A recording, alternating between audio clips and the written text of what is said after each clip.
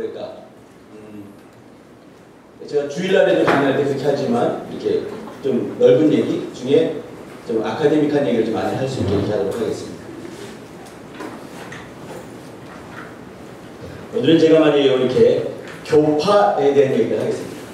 그러니까 이제 여러분 성경, 우리가 성경 갖고 있어요, 그죠? 질문 하나 해야 되겠네요, 질문.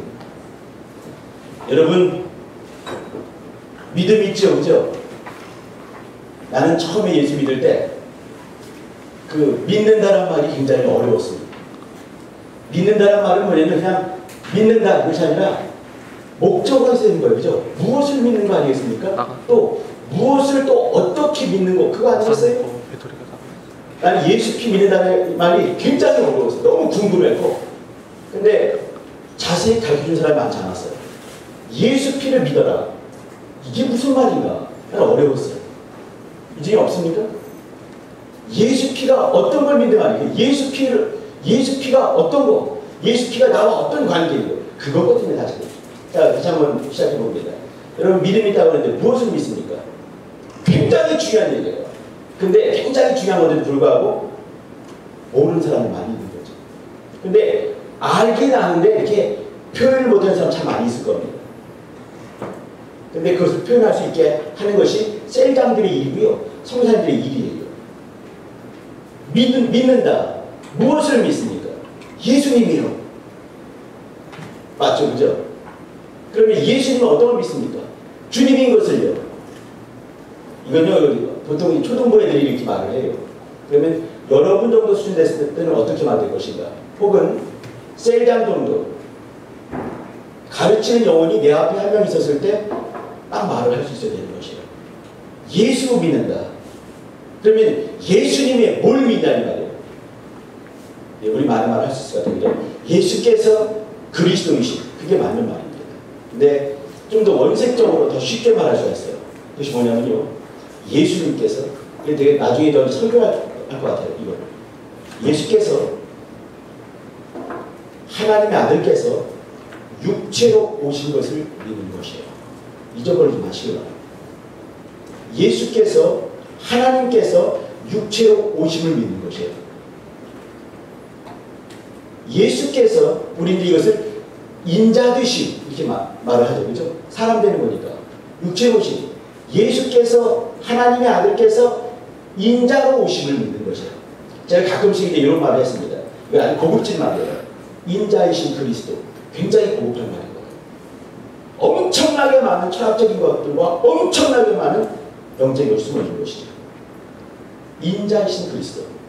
인자라는 말은 뭐냐면 예수께서 자신을 말씀하실 때 인자가 이렇게 했습니다. 인자가 죽어야 되니까, 인자가 부활하니까, 인자가 승천하니까, 인자가 구름을 타고 다시 오는 것을 너희가 보게 될 것이다 이렇게 했어요. 인자가 굉장히 어려운 말이고요, 굉장히 영적인 말이에요. 예수님은 하나님의 아들 아니겠습니까? 그분이 하나님 아니시겠어요? 근데 그분께서 이렇게 육체로 오신 것, 그것을 믿는 것이에요. 그분이 죽으셨어요. 왜? 나 때문에. 피 흘렸어요. 왜? 나 때문에. 죽으셨어요. 내 죄 때문에. 그죠? 승천하셨어요. 다시 오셨어요. 어떻게 오셨나요? 예수 이름을 가지고 성령께서 우리 안에 오신 것이에요. 이것은 예수께서 인자되심 안에 엄청나게 많은 것들이 숨어있는 것이에요. 이렇게 예수께서 인자되심을 믿는 자들을 우리는 에클레시아라고 부르는 것이에요. 여기 성경이 있습니다. 성경. 굉장히 통통하죠. 이건 영원한 말씀이에요. 영원한 말씀. 여기 우리 셀장들은 말이죠, 이 영원한 말씀이 2000년 전에 혹은 3000년 전에 쓰여진 이 성경이 2017년 7월 달에도 동일하게 하나님 말씀이 될 수 있게 하는 것이 우리의 일이에요. 예수께서 인자되심이 지금도 나의 믿음의 고백이 될 수 있게 하는 것이 우리 셀장들의 일입니다. 그렇게 고백한 사람들이 모였을 때 우리는 그것을 교회라고 부르는 것이죠. 이 영원한 말씀이 말이죠, 이렇게 시간 속에서 구현이 됐어요. 예를 들어서 1세기 당시에 구현이 됐어요. 그것이 뭐냐면 1세기 신약교회가 될 것이에요. 2, 3세기 때 구현이 됐어요. 그러면 초대 뭐 이렇게 몇 있죠, 그죠? 또 중세교회가 될 것이고 교회들이 나오는 것이죠. 이 영원한 말씀이 시간 속에서 구현됐을 때 그것이 보여지게 되면 그것이 어떤 교회가 되는 것이고, 그것이 나를 위로 쭉 서 있을 때 그것을 뭐라고 하냐면 우리는 교회사라고 부르는 것이에요. 제가 지금 빠른 시간 동안에 교회사 얘기를 말씀을 드리겠습니다. 2000년 교회사를 우리는 벌써 10분 지났는데 50분 내에 여러분 해야 돼요. 근데 어렵진 않은 거죠.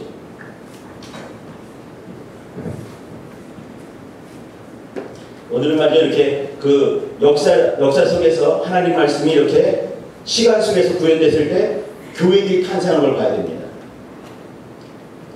교회들이 탄생했을 때 그 교회들이 갖고 있는 각각의 교회관, 그런 것들을 잘 보실 필요가 있어요. 2000년간의 역사를 제가 보여드립니다.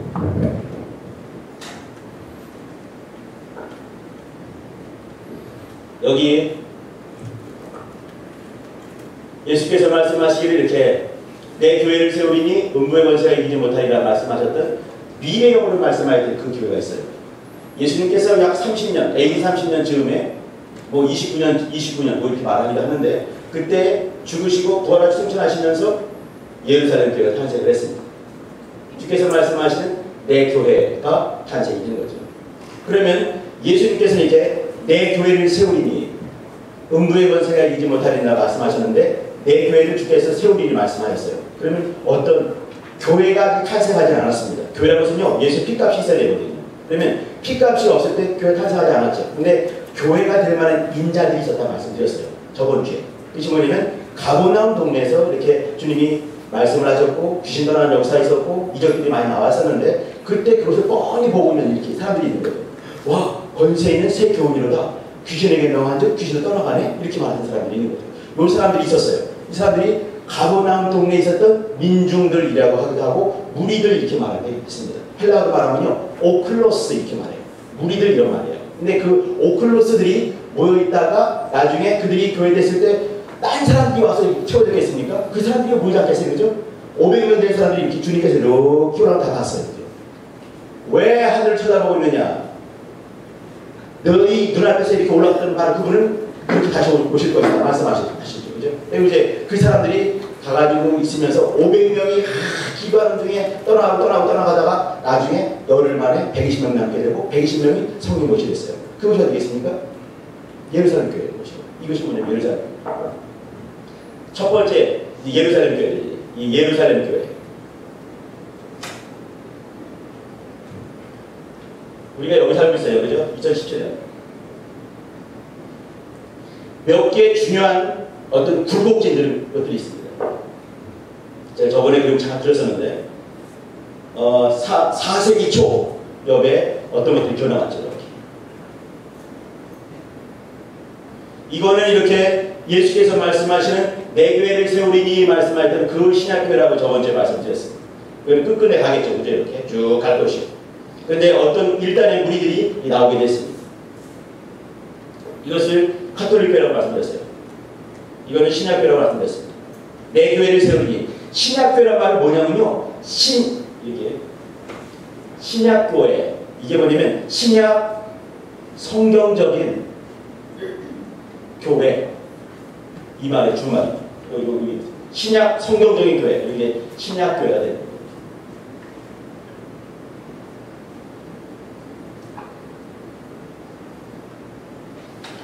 예전에 제가 2017년에 이렇게 청지기에 칼럼을 쓰면서 그때 뭐 때문에 썼는지 사회를 연주한 적이 있어요. 신약 성경이 먼저겠습니까? 신약 교회가 먼저겠습니까? 2015학번은 아니 2015학번도 봤지. 2016학번과 2017학 빼고 나머지 대답을 해줘야 돼. 어떻게 먼저입니까? 그래요. 여기 이렇게 눈치가 있으니까 그죠? 신약교회가 먼저예요. 무슨 말이냐면요, 신약교회가 여기 예루살렘 교회 탄생했을 때 이게 AD 30년 즈음입니다. 30년을 쳐보시죠. 그죠? 그러면 성경이 존재했나요? 아니에요. 성경은요, 한 50년, AD 50년이 넘어가게 되고, 첫 번째 성경이 뭐냐면 데살로니가 전서 후서입니다. 이 성경이 첫 번째 성경이에요. 복음서가 먼저가 아니에요. 그러면 사도 바울이 등장하기 전까지는 신약 성경이 쓰여진 것이 아니죠. 사도 바울은요, 이렇게 이 스데반이 죽을 때 거기 옷 맞고 있었던 바로 그 사람으로 등장을 합니다. 그러면 그 사도행전 1장, 2장, 3장, 4장, 5장까지는 6장까지 등장하지 않는 것이에요. 사도 바울이 회심한 것이 9장에 등장을 해요. 그러면 그 앞에 있는 많은 사건들, 예수님 당시에 전혀 없었고 말이죠. 사도행전 9장 앞부분까지도 사도 바울의 역사는 전혀 없는 것이죠. 사도 바울이 등장하게 되고, 사도 바울이 등장하고도 13장부터 등장을 하잖아요. 그죠? 15장까지도 그는 한 글자 쓰지 않는 것이에요. 제2차 전도여행을 가게 되면서 쓰게 된 것이 성경이 쓰여지게 되는 것이에요. 그러면 신약 성경이 먼저가 아니에요. 교회가 탄생하게 됐고, 그리고 나서 서신이 쓰여지게 되고, 이 서신이 여러 가지가 많이 있었겠죠. 그죠? 이렇게. 근데 그 중에서 이렇게 요거 안 되고, 요거 하고, 나머지 내피림 되고, 요걸 모아가지고 27권 모았을 때 성경이 되는 것이에요. 이걸 누가 정했나? 교회가 성경을 정했어요. 여러분 오해하지 마시길 바랍니다. 교회가 이렇게, 이것도 말이죠. 4세기 말에 397년 카르타고라는 동네에서 감독들이 죄다 모였어요. 모인 다음에 이 성경에 대해서 논의를 하는 거죠. 어디까지를 우리는 성경으로 할 것이냐 논의를 나누게 됐어요. 그리고 이제 나는 성경이 바울서신 어떻게 할까? 이 로마서는 이거는 성경이 되는 것 같아. 그러면 여기 파피아스 서신은 이건 안 되는 것 같아. 이거는 안 될 것 같아. 여기 이제 사도행전은 물론 되지. 이렇게 선거를 하고 투표를 해가지고 정한 것이 성경이 됐어요. 이래기 때문에 카톨릭이 말하는 거, 카톨릭은 어떻게 해요? 교회 법과 성경이 있었을 때 교회 법을 더 우선시할 때가 많이 있습니다. 왜 그런가? 봐봐라! 성경을 정한 것도 뭐냐면 교회가 정한 것이 아니냐. 교회가 이것을 성경으로 정했기 때문에 성경이 된 것이지, 또 이것도 안 되기 때문에 이그나티우스의 7서신이 있는데 이거 될까 안 될까? 이건 안 될 것 같아. 빼버렸어요. 클레멘트 1서신 2서신은 이거 안 될 것 같아. 이거 빼버리고. 베드로 전서 후서는 될 것 같은데 후서는 고민이 되는데 고민을 찌단 많이 했어요. 그 다음에 결정을 하게 된 거죠. 나중에. 이것이 4세기 말이었어요.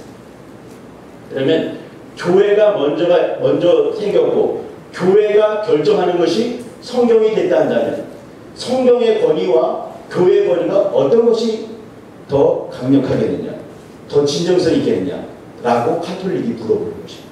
여러분 답변을 해야 됩니다. 신부님이 파더께서 물어보는 거죠. 누구누구 자매님, 이걸 내가 말을 쫙 한 다음에 이렇게 교회가 탄생한 것은 30년 전에 탄생했습니다. 성경은요 397년에 결정이 됐습니다. 이 결정한 것도 뭐냐면 교회가 감독들이 모여서 요 성경을 결정을 했어요. 그러면 어떤 권위가 크겠습니까? 라고 물어보는 것입니다. 이 중에서 내가 한마디 아는 것이 뭐냐면 성령께서 개입하신 것을 한마디 안 드렸어요. 인생의 합리와 또 이성적인 것을 한다면 당연히 이 성경의 권위보다 교회의 권위가 더 강력하다라고 말할 수가 있는 것입니다. 근데 이 속에는 성령께서 일하신, 우리 같이 한번 이사야서를 한번 봐주시기 바랍니다. 여러분 제 암송하고 있는 그 구절입니다. 이사야서 34장 16절입니다.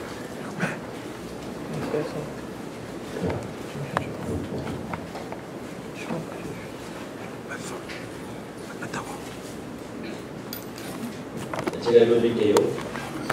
이사야서 34장 16절입니다. 너희는 여호와의 책을 자세히 읽어보라. 이것들이 하나도 빠진 것이 없고 하나도 그 짝이 없는 것이 없으니 이는 여호와의 입이 이를 명하셨고 그의 신이 이것들을 모으셨습니다.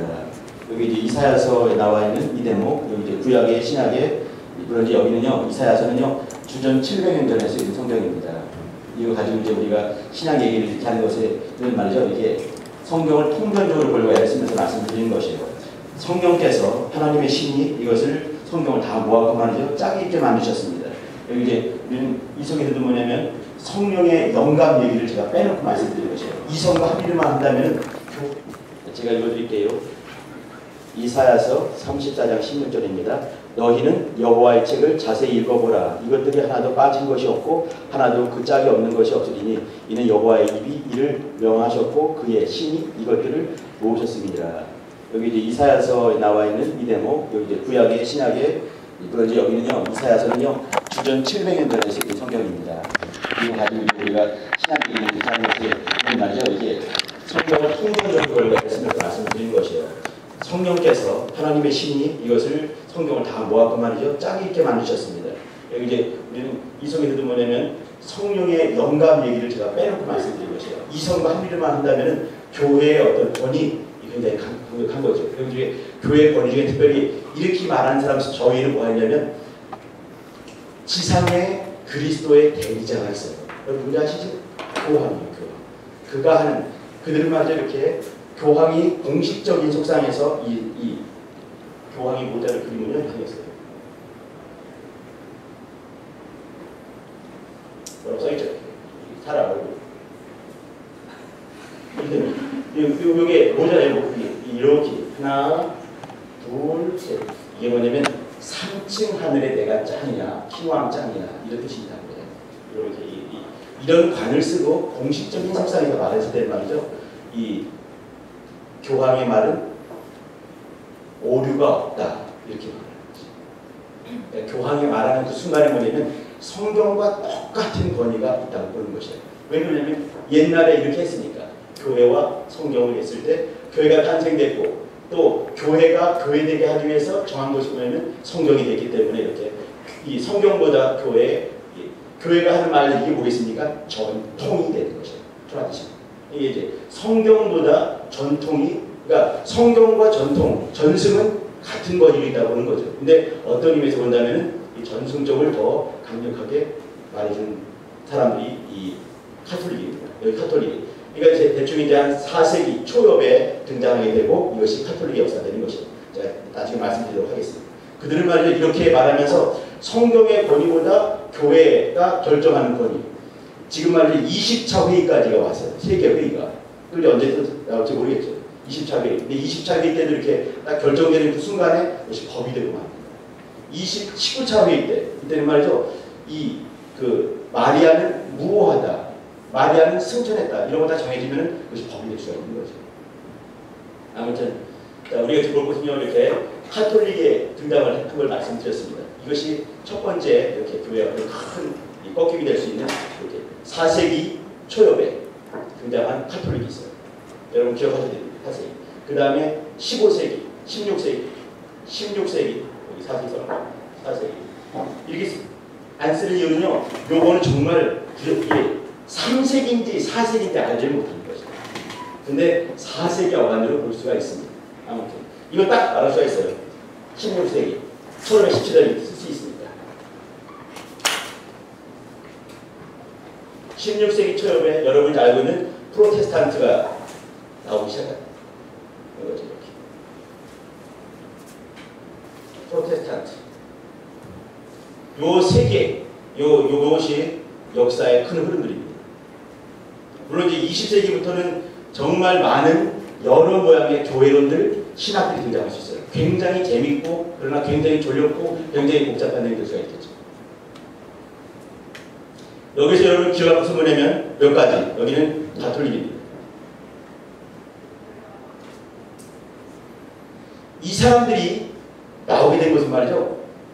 이거는 사실 이제 교회는 말이죠. 이렇게 국가와 어떤 부분이 이렇게 오버랩이 되면 안 돼요. 국가가 있고 그 다음에 이렇게 교회가 이렇게 되는 거예요. 있으면 안 되거든요. 교회와 국가는 이렇게 따로 있는 것이죠. 이렇게. 국가가 교회에 개입을 하게 되고 또 교회가 국가에 개입하는 거예요. 이거 좋은 모습 아닌 것이. 근데 카톨릭은 그런 모습이 갖춰지게 됐습니다. 이건 4세기 즈음에 등장했던 카톨릭의 역사고요. 본격적으로 카톨릭이 나오게 된 것은 이제 정말 6세기 말에 등장하는 거죠. 이 중세가 시작되는 거 아니겠습니까? 이거 이제 카톨릭을 하나 기억해 주시고요. 그리고 11세기 중반에 딱 찍어 말하면 1054년도에 나온 것이 뭐냐면 정교회입니다. 정교회. 여러분 기억나시나요? 정교회? 정교회라고 있어요. 카톨릭, 여기 이제 그 로마 지도가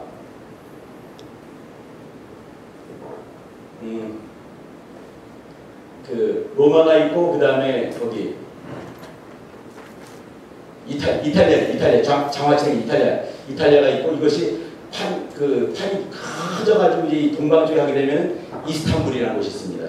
이스탄불이 있었고, 그 이스탄불을 나중에는 콘스탄틴 대제가 자기 이름을 따가지고 이제 콘스탄티노플을 바꾸지 않겠습니까? 이제 여기 이제 이 서방교회로 해서 로마 교회를 서방교회, 이스탄불 중심으로 해서 여기를 동방교회로 바꿨어요. 동방교회 되는 거죠. 그럼 이제 이 서방교회와 동방교회가 지역이 워낙 멀니까 거기에 따라서 이 문화권이 다르고 언어권이 다르기 때문에 다른 길을 걷게 되는 거죠. 다른 길을 걷다가 쪼개진 것이 뭐냐면 11세기 중반에 있는 1054년도에 카톨릭과 정교회가 나눠지게 됐습니다. 이게 첫 번째 얘기, 그 사이에 있는 거죠. 그리고 나서 이 16세기, 이때는요, 그 프로테스탄트 써놓을게요.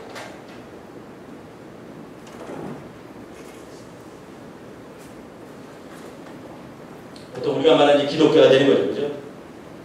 학문적인 용어로 말하죠. 이렇게 기독교화하게 되면 이거를 다 포함합니다. 그러나 저는 여기 내에서는 이게 가톨릭, 정교회, 그리고 그냥 이제 프로테스탄트로 할게요. 예. 그러면 프로테스탄트 이 뜻 자체가 뭐냐면 어디에 뭔가에 저항하고 반항하는 모습이 있는 거 아니겠습니까? 그죠? 그럼 뭐에 저항하고 뭐에 반항하겠습니까? 당연히 카톨릭의 교리에 대해서 저항하고 반항하는 그런 모습이 있는 것이에요. 그러면 카톨릭, 이 프로테스탄트에 뭐가 있겠습니까? 여러분 변한 게 뭐가 있나요? 기억을 안 나는구나. 제일 중요한 것이 뭐냐면 사실은요, 루터교입니다. 루터교. 이것을 시작한 사람이 루터예요. 그죠? 거기 나오신 뭐냐면 루터란 처치라는 것이 있어요. 그 다음에 장로교가 있죠. 그죠? 장로교 전에 뭐가 있냐면 개혁교회라는 게 있었어요. 개혁교회. 리포음드 처치라는 개혁교회가 있어요. 개혁교회. 그 다음에 여러분 아는 장로교회가 있죠. 장로교회보다 먼저 된 것이 뭐냐면 성공회, 여러분 아십니까? 성공회? 성공회가 있죠. 이거보다는 한참 뒤에 나온 것이 뭐냐면 침례교가 있어요.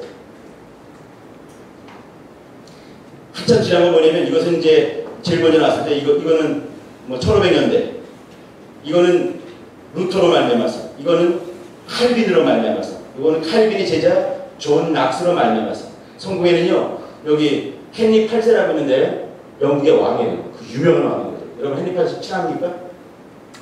영국 역사에서 헨리 8세 모르면 안 되거든요. 헨리 8세로 말미암아서. 요 세 가지는 말이죠, 교리적인 것 때문에 카톨릭 교리에 대해서 저항하면서 나온 것이 요것들이에요. 근데 이 성공회는 말이에요, 이 교리적인 어떤 것이 아니라 정치적인 모습이었고 약간 치사한 거. 뭐냐면 헨리 8세가 결혼한 사람이 캐더린인데 이 사람과 이혼하고 싶어가지고. 왜 이혼했냐면 앤이라는 사람과 사랑에 빠졌거든요. 앤은 궁녀였어요. 너무 이뻤나 보죠. 그죠? 이제 앤과 결혼하기 위해서 헨리 8세를 버리려고, 헨리 8세가 이 캐더린을 버리려고 하는 거예요. 근데 이제 이혼 안 된다 하는 거 아니겠습니까? 이제 머리를 이 카톨릭의, 영국은 카톨릭 나라였었는데, 그러면 이제 헤드를 바꿔버리는 일들을 하게 됩니다. 교황이 아니라 내가 우리 영국 교회 짱을 먹겠어. 여기 자기가 머리를 바꿔버리는 일을 한 거예요. 이게 정치적인 목적을 가지고 이제 종교개혁을 시작했습니다. 이 사람은 결국 이제 이렇게 헨리 8세 그 캐더린과 이혼하고 앤과 결혼했죠. 앤과 결혼한 다음에 천일 후에 앤을 모가지고 따라버렸습니다. 또 결혼하게 됐습니다. 여기 이제 성공의 헨리 8세. 이 사람은 총 6번 결혼했는데 말이죠. 두 사람 못 자르고요. 이렇게 했습니다. 헨리 8세. 이 말은 뭐냐면 저가 어떤 모습이든지 신앙적인 모습, 신학적인 모습이든지 정치적인 모습이든지 이렇게 어딘가에 저항하는 모습이 있는 것이에요. 또 그 다음에 여러분이 몸담고 있는 침례교가 있습니다. 침례교는요, 이것보다는 한 세대가 뒤져지는 것이에요. 이것이 1500년대에 한다면 이거는요 1600년대입니다. 1609년 혹은 1611년 암스테르담과 런던에서 침례교가 세웠어요. 침례교. 그 다음에 이건 17세기 초가 되겠죠. 그 다음에는 여러분이 아는 것이 감리교. 감리교 영국입니다. 영국 역사가 굉장히 중요한 거죠. 웨슬리로 말미암은 감리교가 있는 거죠. 웨슬리는 1703년생이에요. 그러니까 18세기 중엽 때 감리교가 탄생했습니다. 전부 다 프로테스탄트입니다. 또 뭐가 있어야 되나? 여러분 아니 뭐 있습니까? 성결교. 예? 성결교. 성결교 좋아요. 성결교. 예. 이건요 1900년 넘어가야 됩니다. 일본에서 이 동양 선교 그러니까 이 감리교 사람들 중에서 동양 쪽을 선교하기 위해서 일본에 모여 있다가 이제 이렇게 만들어진 것이 뭐냐면 성결교입니다. 성결교. 그러니까 감리교 시작했으면 어떻게 해요? 당연히 여기 이 프로테스탄트 되는 거죠. 또 뭐가 있나요? 구세군은요 이 구자예요.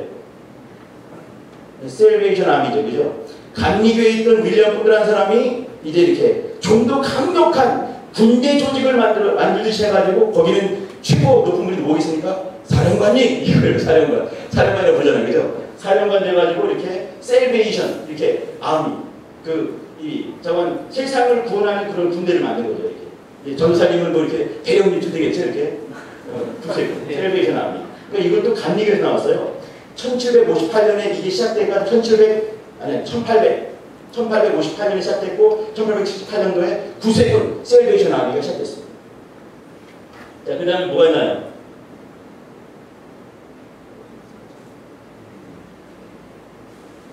서운했네. 오순절교회 기억나시죠? 오순절교회는요 프로테스탄트가 아닙니다. 왜 그러냐면요 여기는 이렇게 뭔가의 어떤 이 저항하는 카톨릭교에 대해서 저항하는 모습을 가지고 이렇게 나온 것이 아니고요. 이건 어느 순간에 1900년대, 1901년, 1906년에 알쌀거리에서 어떤 사람이 또 이제 기도하는 중에 하나님 아버지 라라라 이게 이게 뭔 소리일까? 찾아보니까 이게 방언이들의 이게 되는 거죠. 이게 이 말을 보면 뭔가에 대해서 교리적인 것에 대해서 고민을 뒷담 많이 하고 정말 이게 뭔가 하다가 여기에 이건 아닌 것 같아, 요거 맞는 것 같아 이렇게 나온 게 아니고 요거는요 신앙생활하고 영적생활하다가 이렇게 열심히 하다 보니까 방언이 터져버린 것이에요.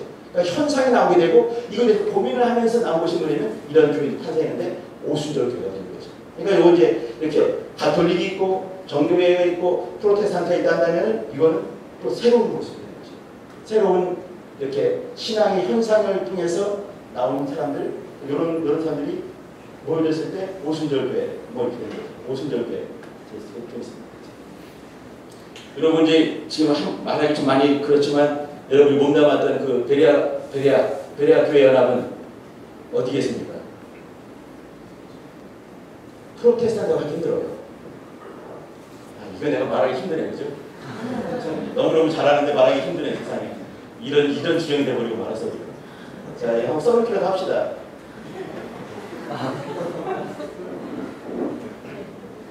자, 여기도 왜 그러냐면 말이죠. 오순절 교회가 이렇게 현상이 있던 것처럼 여기도 이제 요즘 내가 왜 이렇게 말하기 힘드냐면요. 그게 진짜일 거라는 생각이 드는 거예요. 하도 거짓말을 많이 하시다 보니까 이것도 거짓말이면 내가 어떻게 하나 생각해가지고 자, 이제 한 3개월 전으로 간다면 말이죠. 내가 어떻게 말했을 거냐면은 이걸 또 뭔가의 어떤 교리적인 것에 대해서 저항하는 모습이 아니었던 것이에요. 여기 그 사람들과 비슷하게 어떤 분이 이렇게 하나님의 의도를 경험을 했다. 이렇게. 그러니까 저항하는 모습은 없다는 말이에요. 교리적으로. 무슨 말인지 여러분 아시겠죠? 이런 모습인 거죠. 자, 지금 이제 저는요, 굉장히 빠른 시간 동안에 이 얘기들을 어떤 특징적인 얘기를 할 것이고, 특징적인 얘기를 한 15분 동안 할 것이고, 마무리를 한 10분, 5분 동안 할 것이고, 여러분 질문을 받겠습니다.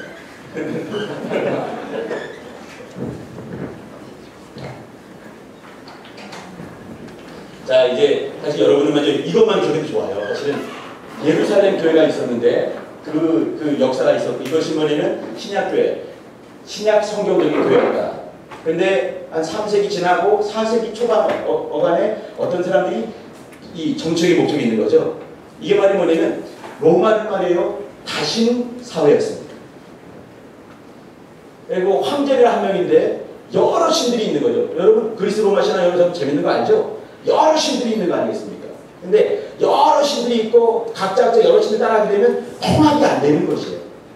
황제는 이 유명한 그 콘스탄틴 대제, 이 사람은요 있을 때는 황제가 4명이 있었어요. 근데 3명을 때려주고 자기가 짱을 먹었어요. 근데 이제 땅덩이 너무 넓어가지고 이것을 하나로 만들려면 뭔가 인연적인 거, 특징적인 거, 정말 좋은 거 하나 딱 있어 들어가 있는 거죠. 깨끗한 거, 사상이 별로 안 들어가 있는 거. 가만히 보니까 그게 뭐겠습니까? 사실 신앙이거든요. 종교예요, 종교. 사실 이 문화권에서 최고의 문화가 뭐였겠습니까? 종교가 있는 거거든요. 그래서 종교를 가지고 나라를 통합하고자 하는 그런 마음이 있었어요. 그러면서 이제 자본 오시면 기독교를 잡았지 않겠는가 생각을 하는 거죠. 이제 기독교를 그가 국교화하지 못했습니다. 국교는 이 사람은요, 콘스탄틴 대제는 313년, 325년 이때 이제 니케아 회의 열거를 했지만 나중에 테오도시우스 황제가 382년 이때 국교화한 사람은 나중에 된 것이에요. 이 사람은 뭐냐면 기독교를 고민한 것이에요. 이거 믿어도 내가 안 죽는다. 이건 믿어서 죽이지 않았습니까? 근데 믿어도 안 죽인다. 이게 공식적인 종교로 인정을 하게 된 것이 이 콘스탄틴 대제였어요. 근데 그는 정책적으로 뭐냐면 기독교를 이용하고자 하는 그런 마음이 있었습니다. 그러면서 사실 이제 이게 이 국가와 나라와 신앙이 믹서가 되는 이런 모습이 생기게 된 거죠. 이게 카톨릭이 시작했어요. 아무튼 이렇게 이제 카톨릭이 시작됐습니다. 그리고 나중에 나서 이거는 뭐냐면 정교회와 카톨릭은 로마를 중심으로 있었어요. 그죠? 근데 정교회는 뭐냐면 콘스탄티노플, 동방 쪽에 여기를 중심으로 있었어요. 왜 그러냐면 문화가 다른 곳이에요. 여기는 로마, 여기는 뭐냐면 거의 아시아권인 거 알겠습니까? 이렇게 이제 여기 문화가 다르고 언어가 다르고 다 다르기 때문에 다르게 가다가 쪼개지게 된 거죠. 쪼개진 것은 굉장히 정치적인 것이 많았습니다. 아무튼 그리고 이게 1054년이에요. 여기 1517년 루터가 등장했고 찌빙글리가 루터는 말이죠 독일 중심으로 해서 이렇게 그 교회가 탄생했습니다. 그죠? 독일 비테베르 공당에다가 그리고 이제 독일과 그리고 거기 스웨덴, 핀란드 이런 뭐라고 그러죠? 네? 자갈 그쪽에 스칸디나비아 스칸디나비아는 그런 나라들 가지고 이렇게 있지 않습니까? 근데 개혁계는요 이 스위스인데 스위스에 쭈리히라는 데가 있어요. 쭈리히를 중심으로 해서 이렇게 이제 쯔빙글리가 탄생을 했습니다. 이 사람이 나오게 되고 쯔빙글리는요 루터보다 한 살 어려요. 이 사람은 1484년생. 이 사람은 1483년생. 이 사람은 쯔빙글리는 1484년 1월 1일생이에요. 1월 1일. 이게 약 한 55일에 태어났어요. 근데 이 사람은 이 쭈리히를 중심으로 해서 인문학적인 접근하게 되면서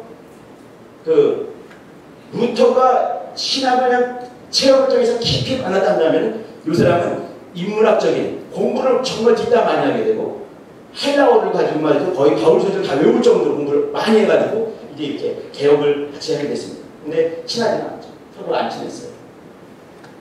이 사람을 그렇게 했는데 젊은 나이에 칼말이 죽지 않습니까? 여기 전쟁 때 나와가지고 그러니까 이제 이 사람이 이렇게 스위스의 쭈리, 이 사람은 스위스의 제네바 칼빈이거든요.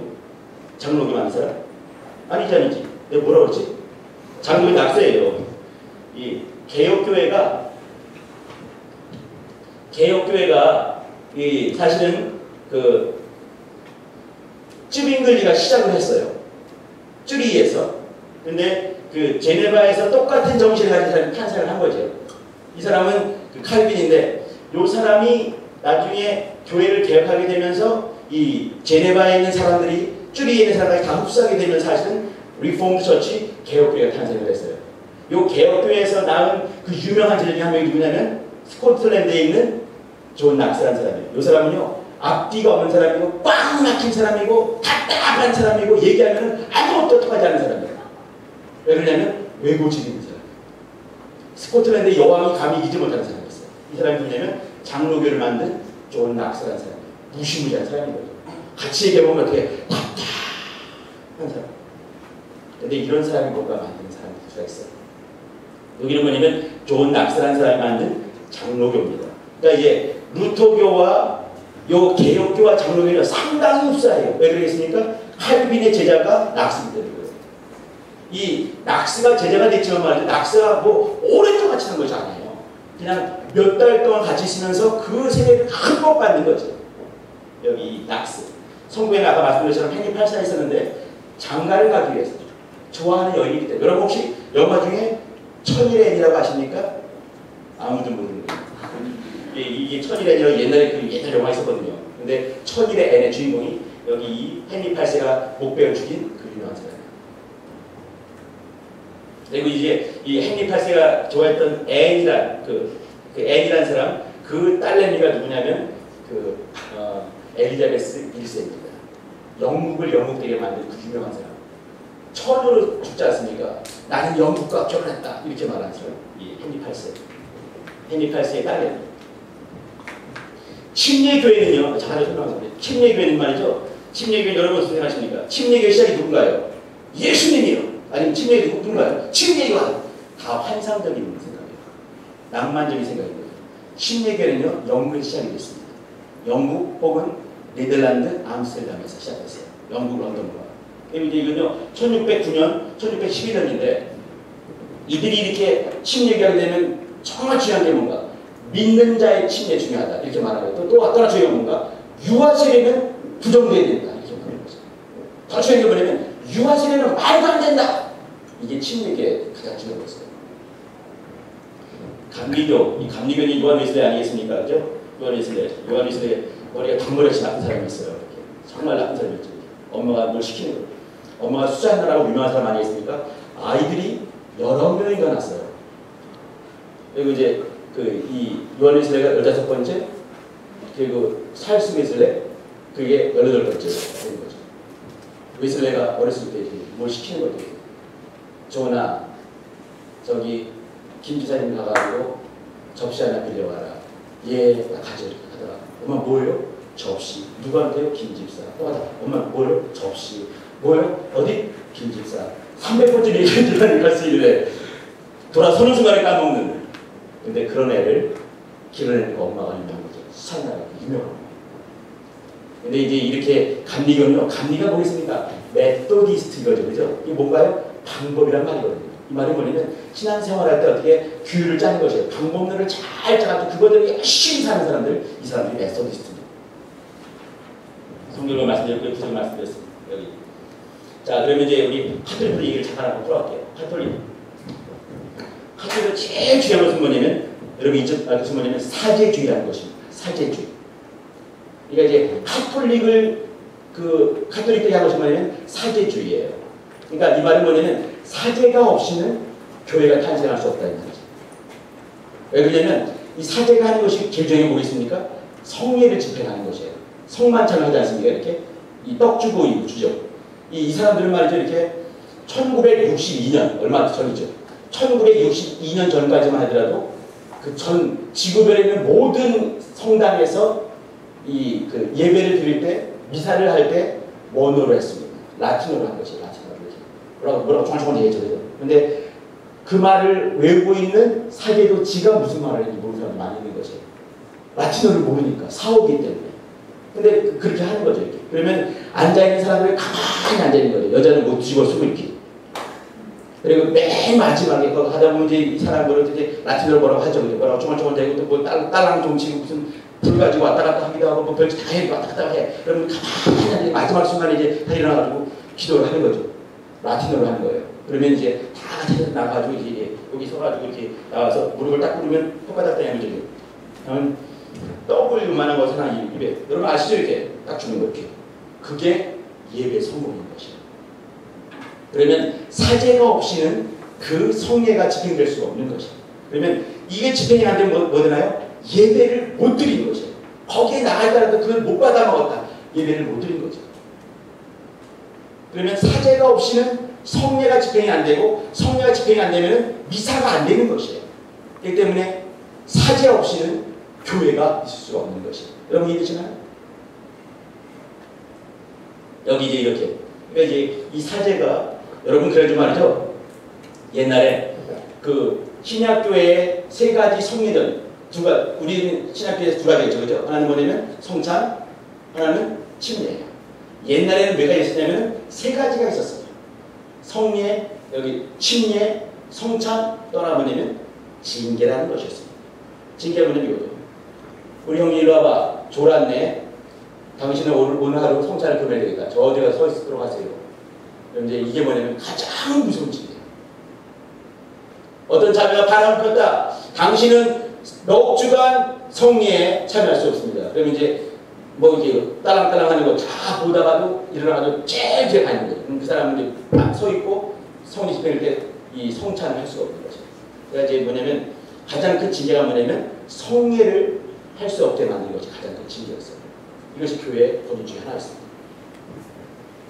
여기 이제 카톨릭은 말이죠. 교회가 있으려면 반드시 사제가 있어야 되고 그 사제로 말미암아서 이게 성례가 집행되면서 교회가 이루어졌습니다.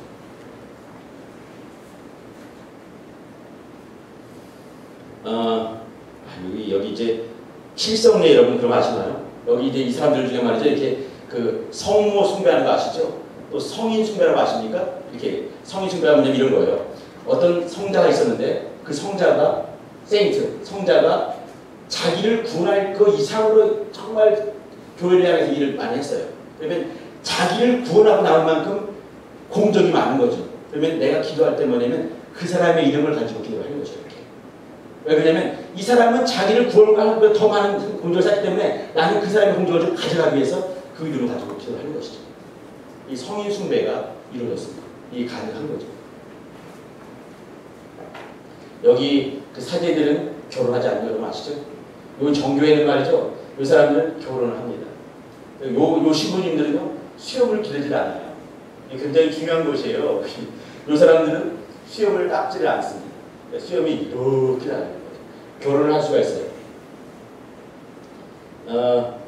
정교회에서 제일 중요한 것 중에 하나는 뭐냐면 성상을 숭배를 해요. 성상.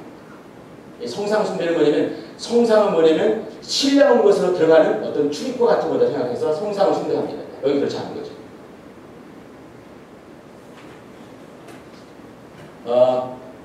프로테스탄트 한번 보도록 하죠.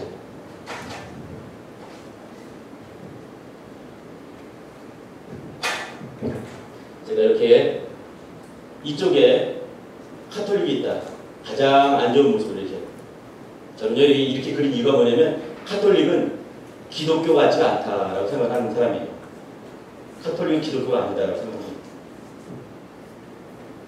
여기 신약교회에다 생각을 한번 해보세요. 신약교회가. 그러면 이쪽으로 갈수록 좀 더 신약교회스러운 것이고요. 이쪽으로 갈수록 카톨릭스러운 것입니다. 이 사이에 제가 볼 때는 정교회가 여기 있을 것 같아요. 정교회는요. 모든 예전이 카톨릭과 상당히 흡사합니다.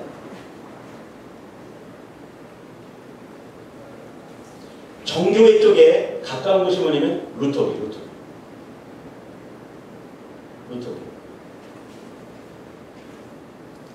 여기에서 좀 더 간 것이 뭐냐면 성공회. 아니 이쪽이 아니지. 정교회 쪽은 성공회. 그 다음에 루터기 좀 있지 않겠느냐. 이것은요 예전 중심으로 보는 것이에요. 예전. 여러분 예전 뭔지 아시죠? 이렇게 예배를 드릴 때마다 어떤 특별한 이렇게 어떤 폼들이 있고 그 폼에 맞춰가지고 이렇게 우리 교회도 예배 순서가 있지만 정교한 순서들이 다 있는 것이 뭐냐면 여기 이쪽이죠. 카톨릭이죠. 그리고 잘못 끌어놨네 내가. 이쪽 해야 되는데 이거. 어디서 그런 것 같다. 카톨릭 이쪽이죠. 여기 정교회 이쪽이라 한다면 여기 신약교회예요. 가까운 쪽 여기쯤에 뭐냐면 성공회 여기쯤에 루터교회가 있는 거죠. 루터는 말이죠. 사실은 자기가 이렇게 열심을 다해가지고 신약교회를 이루어야지 이런 마음이 든 사람은 사실 아니었습니다. 열심을 다해서 한 것보다는 엄마교회, 마더처치에 좀 더 건전한 카톨릭을 만들기 위해서 애썼지만 하나님께서 밀어가면서 사실은 이렇게 개혁을 하게 된 사람이 루터였어요.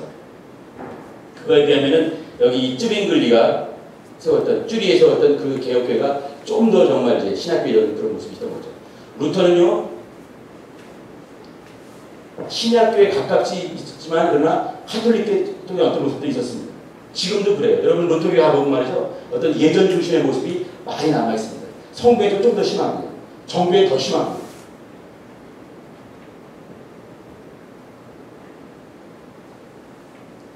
장로교가 중요한 것은 뭐냐면 그거죠. 이렇게 장로가 장로된 이유가 뭐냐면 장로들이 있는 거 아니겠습니까? 그죠? 장로들이 말이에요. 이렇게 그 설교 장로가 있는가 하면 치리 장로가 있습니다.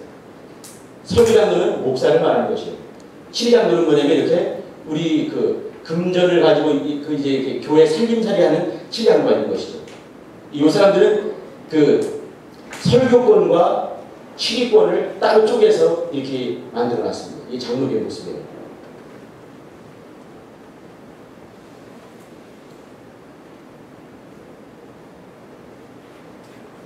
한 얘기만 하는데 다른 얘기를 해야 되겠네요.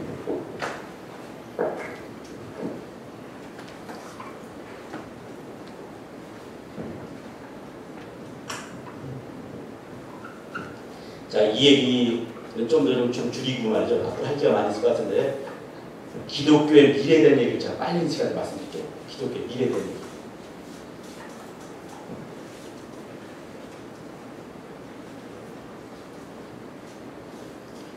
감히 이제 이렇게 내가 여러분 앞에서 이렇게 기독교의 미래에 대한 얘기를 할 수 있는 이유는 말이죠.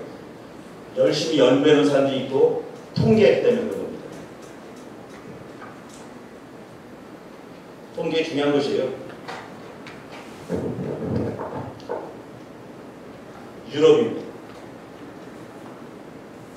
아프리카예요. 아시아예요. 오세아니아 중입니다. 북미입니다. 남미죠.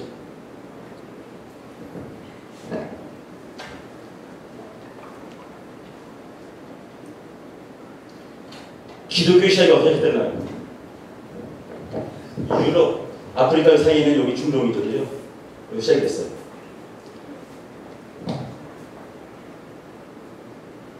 바울이 등장했을 때가 한 AD 한 36년 지난 생각됩니다.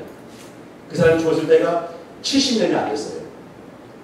바울이 처음 등장했을 때는 말이죠. 기독교는 정말 작은 종파 섹트에 불과했어요. 근데 바울이 죽었을 때는, 죽었을 때는 이 북아프리카 지역과 소아시아 지역과 유럽 일대를 아우르는 세계적인 종교가 됐습니다. 한 사람이 약 한 40년 만에 이뤘어요. 가능한 것이에요.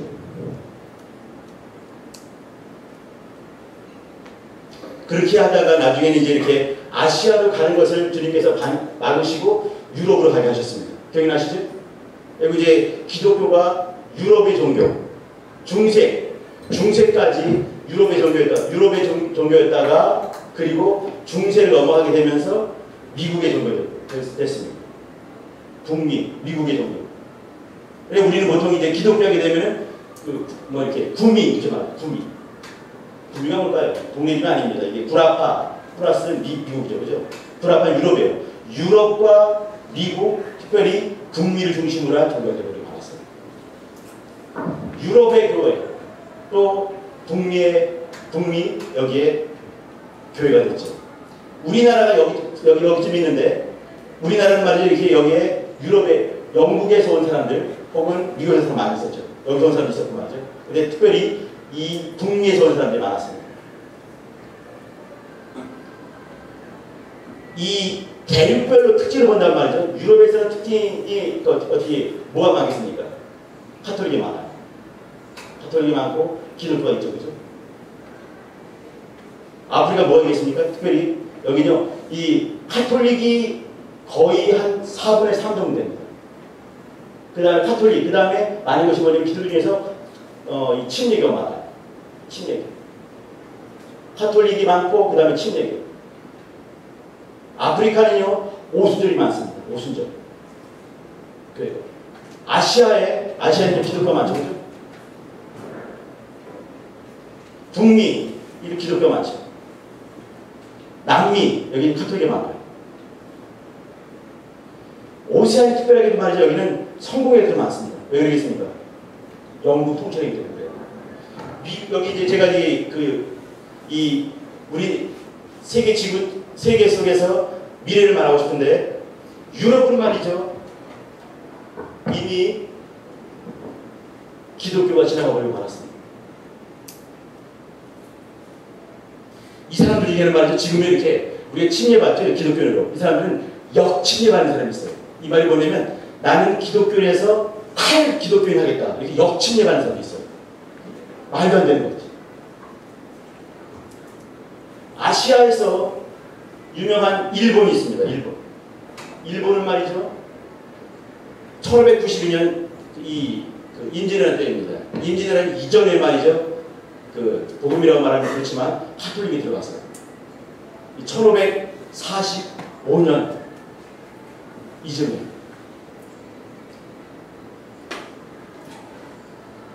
중국도 마찬가지로 말이죠. 지금 우리 한국이라는 나라가 좀 특별한 나라 아니겠습니까? 한국.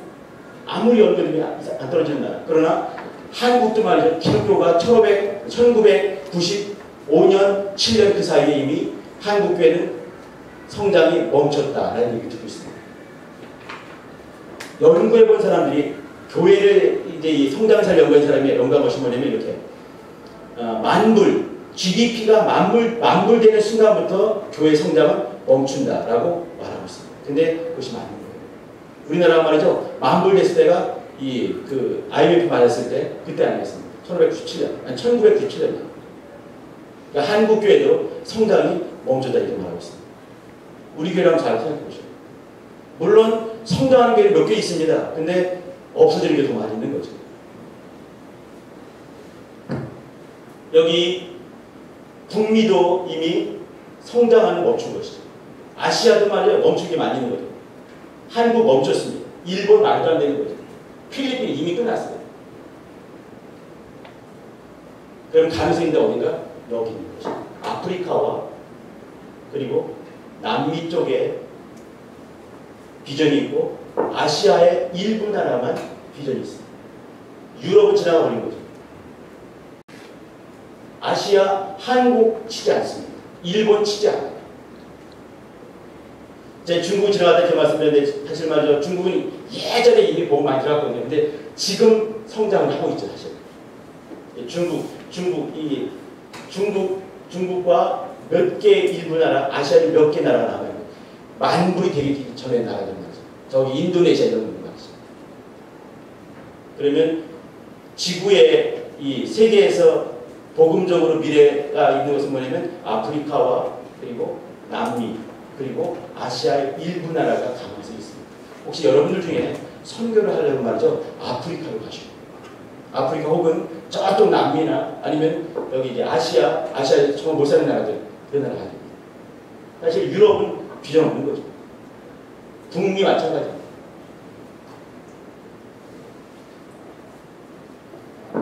기독교의 어떤 대안을 이 과제 제가 말이죠. 아까 사실 이 종파를 좀 더 깊이 말할 수 있으면 좋았을 텐데 뭐 힘들 것 같아요. 이렇게 딴 일을 했는데 기독교의 과제를 한번 살펴보려고 그래요. 여러분 우리의 과제가 뭐였겠습니까? 제일 어려운 것은 말이죠. 기독교는 뭐냐면 요즘에 이렇게 그 문화화되는 것이 제일 어려운 겁니다. 기독교가 문화화되는 거예요. 종교에서 떨어지게 되고 말이죠. 우리는 이제 그나마 이제 기독교는 종교가 아니다 이렇게 말을 해요. 그죠? 근데 기독교는 종교다라고 말하는 사람들 사실 이제 많이 퇴색된 거죠. 지금 뭐냐면 기독교가 거의 문화 수준으로 떨어지고 말았습니다. 지금 이제 이게 그 세상이 기독교를 걱정하는 그런 시대 되어버리고 말았어요. 문화도 한참 뒤지고 생각도 뒤지고 또 이 건전한 옛날에는 말이죠. 이 1900년대 초에는 이 한국 문화를 선도해 같은 것이 교회였습니다. 근데 지금은 택도 없는 거죠. 목사들 막 이상한 데 가지고 이제 이렇게 세상 사람 걱정하는 시대에 되어버리고 말았습니다. 아무튼 이렇게 이제 기독교 문화화되고 그 다음 뭐냐면 기독교가 상품화된 겁니다. 어떤 교회가 참 이제 이렇게 성장한다면 그걸 잘 볼 필요가 있어요. 이거 어떻게 성장하는가? 왜냐면 어떤 마치 프랜차이즈 같이 빅맥이 나오거나 아니면 햄버거 선전한 것처럼 어떤 그 시스템화되고 영적인 냄새보다는 아까 말한 것처럼 상품 냄새가 많이 나게 되고 새 것을 많이 들어오게 되면서 이 상품화된 그런 모습이 있는 것이죠. 혹시 여러분 근본주의라고 들어봤습니까? 근본주의?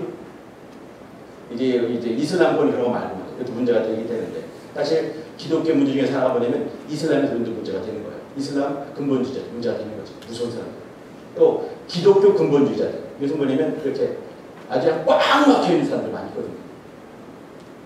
교조주의처럼 대화가 안 되는, 아까 낙세 기사만 했었는데 대화가 안 되는 사람들, 이런 사람들 사실 이제 이 교회가 힘들게 되고 어렵게 되는 것 중에 이것이 있는 거죠.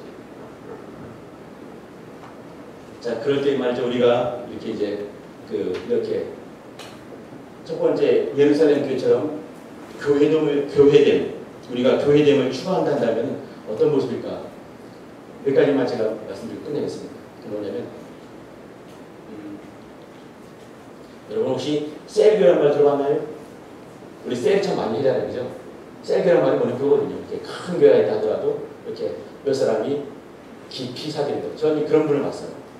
어떤 집에 가보니까 아침에 내가 점심 나셨습니까 했는데 어떤 분들이 대화를 하고 있는 거예요. 근데 그 집 아주머니가 이제 이렇게 교회를 열심히 하는 분이 있어요. 근데 거기가 셀하는 교회입니다. 근데 하루 종일 아침에 와가지고 점심도 같이 먹으면서 저토록 삶을 나누는 것이에요. 내가 한 2시간 정도 있었는데 그때까지도 똑같은 얘기를 나누는 거예요. 삶을 나누는 것이죠. 이게 뭐냐면 셀교회인데 이렇게 커지게 됐을 때 분리되고 또 분리되면서 일정한 숫자를 가지고 깊이 있게 사귀는 것, 깊이 있게 삶을 나누는 것, 누가 아플 때 왜 아픈지를 아는 것, 힘들어할 때 왜 힘들어하는지를 아는 것, 이게 셀교회입니다. 이런 이제 이렇게 큰 공동체 안에서도 작은 셀들을 추구하는 것들이 있는 거죠. 또 하나는 뭐냐면 공동체 교회라는 게 있어요. 이 말이 뭐냐면 여기 우리 시민에 그게 없겠죠. 예를 들면 미혼모들이 있을 수가 있어요. 그죠? 미혼모. 그러면 미혼모는 자기 아픔이 있지 않겠습니까? 그러면 이런 사람들을 따로 모으는 거죠. 미혼모들만 따로 모여서 이렇게 어떤 공동체를 이루어가는 것이에요. 셀과 틀린 개념이에요. 그러니까 이제 어떤 사람도 이렇게 어떤 거에 중독성이 있다. 알코올 중독이 있다. 그럼 그런 사람을 따로 모아가지고 그 사람들만 도울 수 있는. 그러니까 다 저 사람도 중독이 있고 중독이 있어서 서로 이제 동병상련하게 되면서 이제 그 속에서 주님 알아갈 수 있게 공동체계를 만들어갑니다. 이렇게 특성화되는 것이죠. 교회가 살기 위한 몸부림을 하는 것이에요. 그러니까 이제 필요를 채우는 거 아니겠습니까? 또 하나는 뭐냐면 구도자 교회. 이 말은 뭐냐면 처음에 교회 나온 사람이 있는데 이 사람 잘 교회를 뭔지 모르는 거죠. 근데 이제 우리가 이렇게 우리말 쓰는 언어도 있어요. 그죠? 충만. 뭐 이렇게 이제 있지 않습니까? 우리가 잘 쓰는 언어들. 도무지 못 알아듣는 것이 아니라 네, 그 사람이 쓰는 충분한 그런 언어들과 그런 문화를 많이 접목돼서 금방 온 사람도 거기에 쉽게 이렇게 스며들어갈 수 있게 만들어가는 구도자교회 같이. 이 말은 뭐냐면 많은 사람들의 어떤 결핍이 있을 때 결핍을 잘 채워주는 그런 교회를 소망하는 것이죠. 그러면 사실 이제 이렇게 교회가 어떤 이 살기 위한 몸부림 제 이렇게까지 표현하게 되는데 이렇게 하는 것들이 있는 것이죠. 시간 다 됐습니다. 끝내요. 내가 할 얘기 좀 많이 못했는데 마무리 질 텐데 혹시나 이렇게 궁금한 거 있으면은 충분히 시간을 줄 테니까 앞으로 나와서 질문하면 될 것 같습니다. 기도합시다. 하나님 아버지, 우리 형제들 자매들 교회에 대해서 깊이 고민하며 또 내가 교회됨의 모습이 어떠해야 될지 깊이 고민하고 그다음 몸된 교회를 만들기 소망하며 엎드리게 도와주시고 겸손히 정말 그러한 교회를 우리의 시민에 내에서 이루어갈 수 있는 우리 형제 자매들 도우시고 성령이 주장하여 주옵소서. 예수 이름으로 축복하며 기도합니다. 아멘. 네, 고맙습니다. 수고했습니다.